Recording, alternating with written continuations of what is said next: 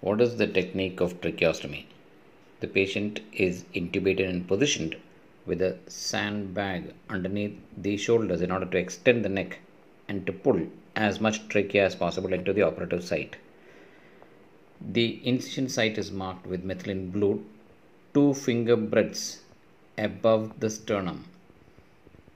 2 finger breadths above the sternum with methylene blue.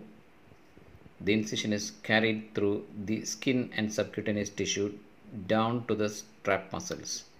Now these are separated in the midline and held aside with 2 retractors, which are the strap muscles. The sternohyoid and the sternothyroid muscles are separated and held retracted with 2 retractors, and thereafter the pretracheal fascia is identified.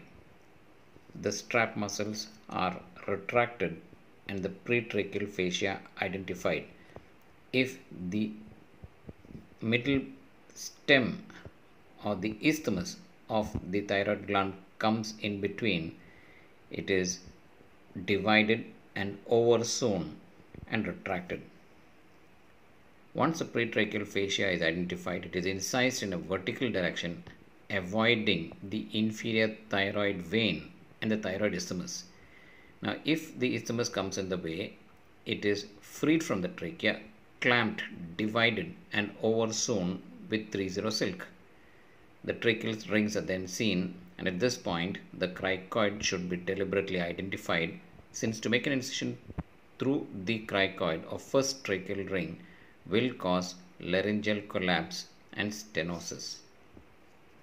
The cricoid cartilage and the first tracheal ring is identified and deliberately avoided, because to make an incision through them will cause laryngeal stenosis. Cricoid, first tracheal ring, there's a second tracheal ring. Once the second tracheal ring is identified, vertical movement of the trachea during respiration is stabilized using a cricoid hook, which is hooked underneath the cricoid, and the entire trachea is stabilized and made immobile. After that, the second and third tracheal ring is identified, and using a 11 number knife, a horizontal incision is made in between the second and third tracheal ring. Using an Alice forceps, a curvilinear incision is made on the lower edge of the second third tracheal ring, and it is incised and removed.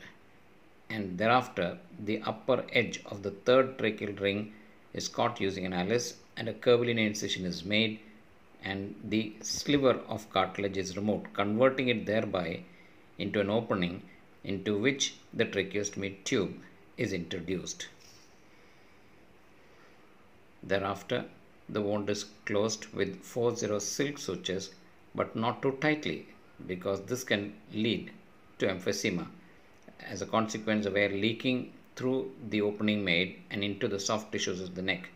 Hence, the incision is not to be closed too tightly, and this is done with 4/0 silk. The entire technique of tracheostomy.